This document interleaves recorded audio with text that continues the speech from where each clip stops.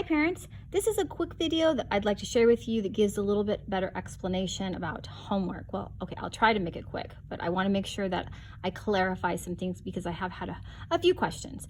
So you notice that I added this to the front of the students' blue folders, and I had mentioned up here that we don't really have required homework in kindergarten at Crystal because we are full day, unlike many of the other schools in the district. So it's a very long day and our kiddos are getting a lot of academic instruction. So the only required homework that I do have for them, it's very short.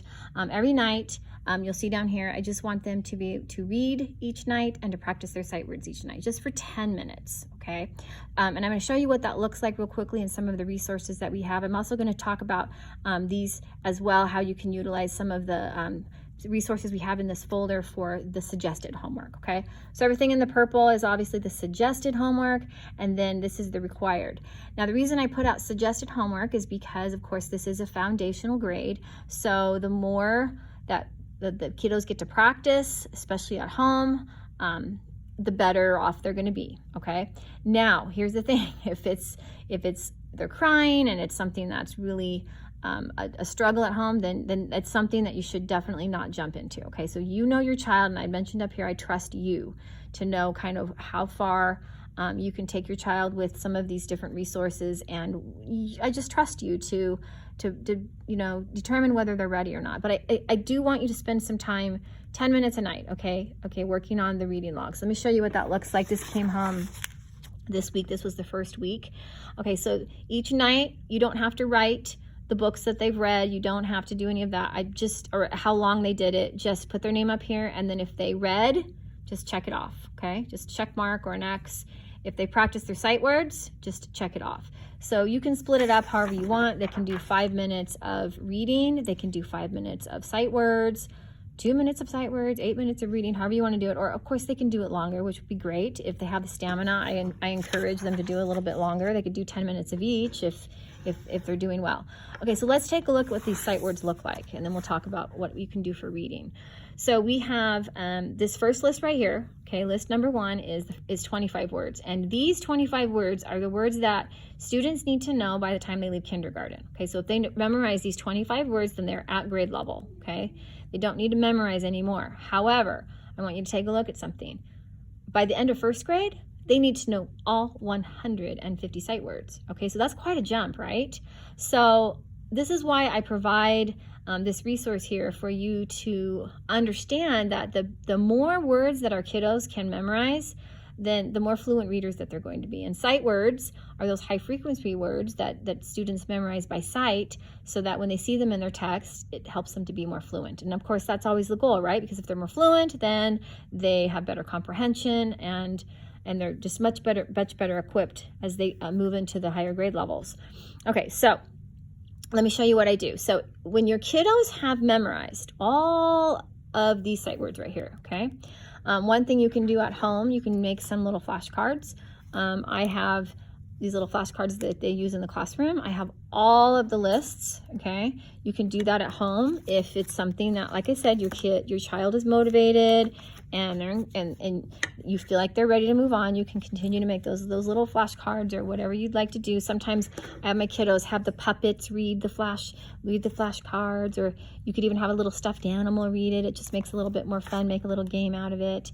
You can put little flashcards up on the wall and shoot darts at them as they read them, or write them in chalk outside and have them hop to each word as they read the word. So, you know, try to find some fun, creative ways. But if you can help me at home practice with their reading logs each night, okay, check this off. If they're practicing these words, then that's going to really help me out, okay? Now, what ends up happening is kids start kind of moving from list to list. So as much as we work on them in the classroom, right now we're all working on these together, but as they start moving on to different lists, they mostly use flashcards, okay, so that each kid can work on their individual list, okay? So when they've memorized all 25, you either tell me or have your child come and tell me, and they will come and take a sight word test with me, okay? When they pass the test, they get a little certificate, and they love this. It's just a really great way to reward them for their hard work and their efforts. They get a prize out of my prize box. They get some raffle tickets for our raffle box. And so this is a great way to encourage them, okay?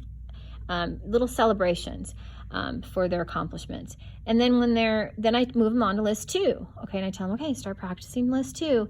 Now, again, we don't want to push them to the point where they're frustrated, okay? So make sure you're reading them at home, and reading them mean, like make sure you're gauging how they're feeling about it. When they're ready to take a test on list 2, send them back to school, have them tell me or you tell me, and they'll take another test and they'll get another certificate, a prize from the prize box, and so on. And the certificates continue, okay, all the way through. So the goal is, for me, my personal goal, this is my Schmidt goal, okay, is for them to memorize 100 words. And I do all that I can to make it fun and to make it so that they feel encouraged and they feel motivated, okay? I don't want to push them to the point of where they shut down. That's not at all my intention. So we have to just gauge them and see how they're doing with it, okay? But if I can get them to memorize 100 words, when they get to first grade, they're just going to be so much better equipped for the reading instruction that's going to happen in first grade, okay? All right, so let's take a look back here real quickly. What I suggested for Mondays is reading eggs, okay? I also suggested math seeds for Tuesdays, but those programs are different than what I'm going to suggest that you use for reading, okay? So if you have books at home, that you want to read with them here, that's great. You can read any books at home. It doesn't matter to me. I'd like them to be practicing the reading, not so much. I love it when parents read to their kids. That's amazing. But I also want them to get practice of them reading themselves, okay? So if you're like, well, gosh, I don't have books at home. I'm not sure. A lot of my kiddos are non-readers, so that's really hard to have those low-level readers, okay? So this program right here is amazing. Kids A to Z. There are so many books. They're all online books. You can even print books from here. I can't remember which section that's in. But anyway, they can do it all online, and they can take little quizzes to help with comprehension as they move on to the higher levels. So I've got the login information here, and this is a great resource if you're not sure what to do during that reading time at night for the reading log, to check off the reading log. This right here is a wonderful resource. Okay, I'm going to send out a separate video to show you how to utilize that. Okay. You don't have to write any books that you read or any time frame or anything. Just do a check. Check if they read, check if they did their sight words, sign it, make sure they have the name up here. And then they return this every Friday, okay? And that just is just a kind of nice little check-in for you and for me and for my students, okay? And then on Mondays, I'll send the folders home. But if you send their folder in with the reading log inside, then I can put other information that might need to go home. Not always, okay? Not always. I'm going to do a newsletter once a month, okay? But anyway, I'm going to give you a little more information on that. I'll send a separate video, okay? Reading eggs and math seeds. That's here, reading eggs and math seeds. Those logins are also right here, okay? I know some of you, I can see some of my kiddos have already started. I can see their progress, so I'm kind of checking in to see where they're at and what they're doing. In the newsletter that I sent home at the beginning of the week, I'd asked if you could please help your kiddos learn how to log in, to memorize their login information, so that when they get to class and they're doing these programs in class, we're not going to be doing this one in class because this would be too difficult. I have to stop my reading groups and keep getting up and helping kids with words they're stuck on. But this one, these two programs, they should be able to do independently. Now, the reason that they can do them independently is because they have to take the placement test, okay?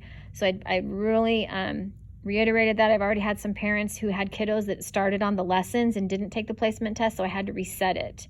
So if you have a kiddo that you went, oops, I forgot to have them take the placement test, and they're just going from lesson to lesson, it might either be too easy. Actually, it might be too easy for them, okay? So it's really important that they take the placement test. Don't help them with the placement test, because then if they place too high, then it's too hard. And then I have to keep stopping my reading groups to go and help them. And I really need that time with my independent reading groups. Okay, let's talk about real quickly here what they can be doing on Wednesdays and Thursdays. I have here that I'm encouraging them, again, this is just encouraged, okay, to do a letter and number practice, or they can practice their sentences, okay? So they've got their letters right back here. This is just some little poems that kind of help the kids remember how to form their numbers. And then they've got the numbers here. They can use their expo markers. I gave every kiddo one of these. You can leave these at home, by the way, because sometimes when the kids send them back in their folders, they're falling out, and then I don't know who's lost their expo marker. And they also have an eraser, so they can write right on top of here, and they can erase, and they can just practice this without having to waste a bunch of extra paper. Plus, the thing I like about these, when they're learning how to form letters and numbers, we use whiteboards a lot with these at the beginning because they're very smooth, they're very easy for kids to use, and also if they make a mistake, they can just do a quick little wipe, okay? And they're not erasing with their pencil. We do a lot of other written work, but this is a great way for them to practice letter formations, okay? And number formations. Over here, they've got their letter formation, same thing. They can practice and they can trace.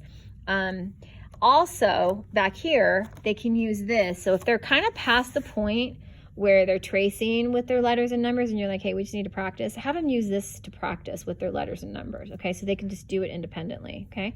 If they want to practice writing sentences, they can use a 5-star writing rubric up here that will help them to know they have to have capitals and punctuation, finger spaces, and all that good stuff. We have some fun things we're doing in class to help them with that, and they're already doing this kind of writing in class.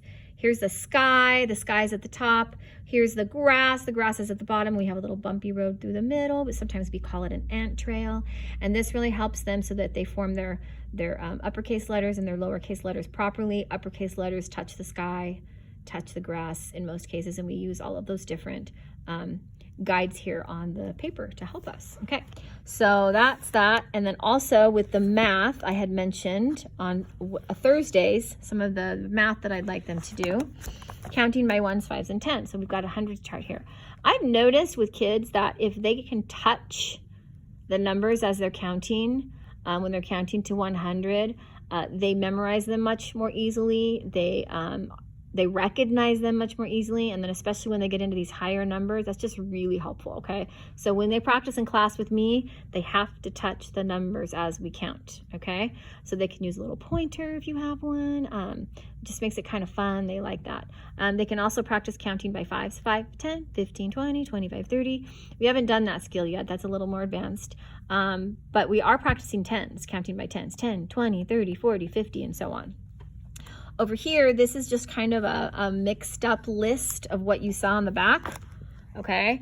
And that's because sometimes when they go through this list, they just start memorizing like what comes next.